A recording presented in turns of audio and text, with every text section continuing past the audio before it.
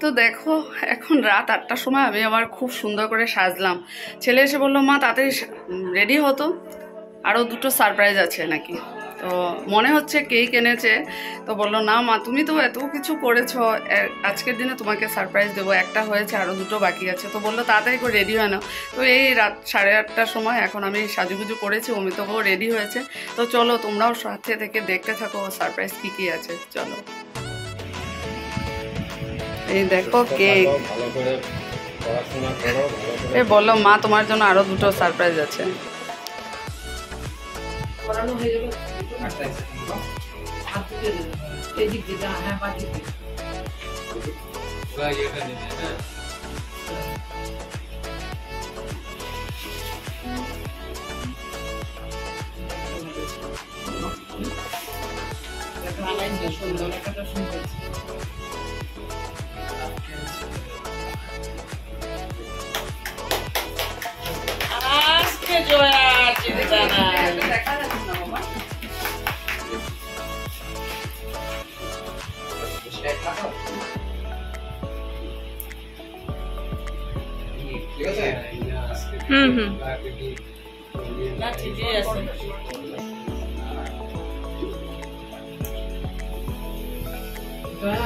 ডান দিকে তো নামাই একটু নামো, ডান দিকে একটু নামো, হাত ছাড়ো, হাতটা সরাও, খুব সুন্দর। বন্ধ করবো, পজ করবো না, বন্ধ, এটা বন্ধ করি, এটা তো হয়ে গেছে। আচ্ছা করলাম। কেমন লাগছে দেখো, নতুন একদম আমার লুকটাই চেঞ্জ হয়ে গেছে। দেখো আমার ছেলে নিজের হাতে বানিয়ে, এই যে বানিয়েছে ক্রাফট দিয়ে, সেদিনই বলেছিল, আর এই যে মুকুটও পরিয়েছে। সত্যি কি বলবো, প্রাইসলেস, মানে সেটার কোনো মূল্য হয় না। মানে আমি নিজে একটার পর একটা সারপ্রাইজ আজকে ছেলে আমাকে দিয়ে যাচ্ছে, আর সত্যি মানে কিছু বলার নেই আমার আর কি। এত ভালো লাগছে নিজের হাতে বানিয়ে, একদম কেক তো এনেছে, সাথে এই যে এই জিনিসটা বানিয়ে কখন বানানো সেটা আমি কিছু বলতে পারি না, এটাও বানিয়েছে, আমাকে লুকিয়ে লুকিয়ে বানিয়েছে। তো সেটার জন্য সত্যি ঠাকুরের কাছে এটাই প্রার্থনা করি যে আমার ছেলে সব সময় ভালো থাকুক, সুস্থ থাকুক, আর ও যেন জীবনে অনেক বড় হয়, দাঁড়ায়, নিজের আশা পূর্ণ হয়। আমার মানে আমরা এটাই দেখতে চাই আর কি। ওকে, ভালো থাকিস বাবা, থ্যাংক ইউ।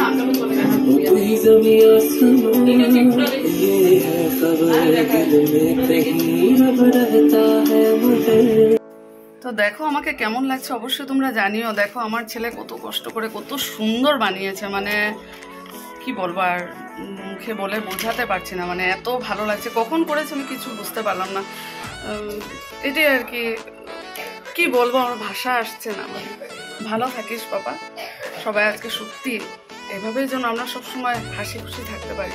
দেখো কত সুন্দর, মানে আমি কি বলবো, আমি ভাবিনি এটা 3 নম্বর সারপ্রাইজ হলো। তারপর কি বলবো, তোমরা দেখবে ভিডিওটা আর অবশ্যই জানিও তোমাদের কেমন লাগলো। চলো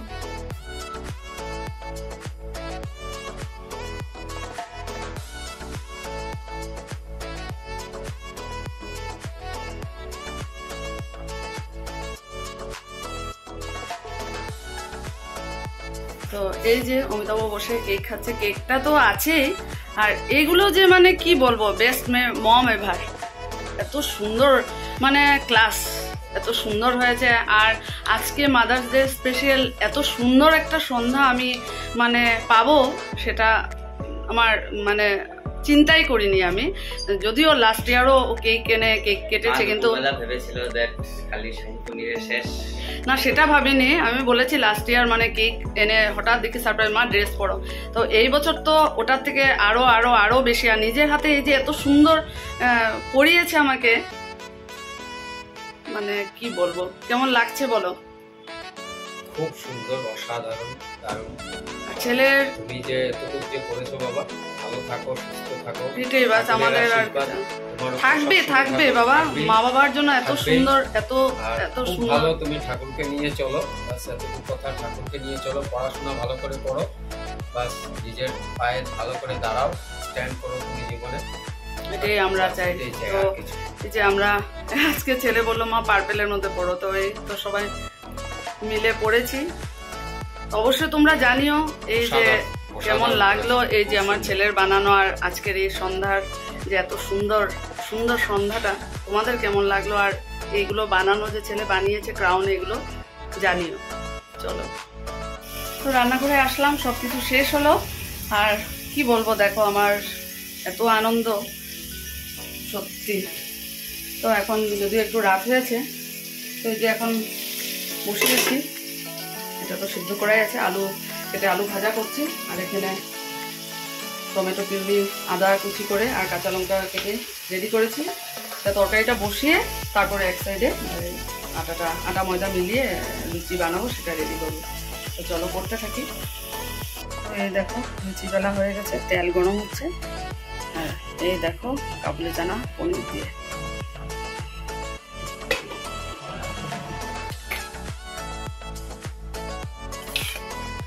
মাদার্স ডে স্পেশাল ডিনার।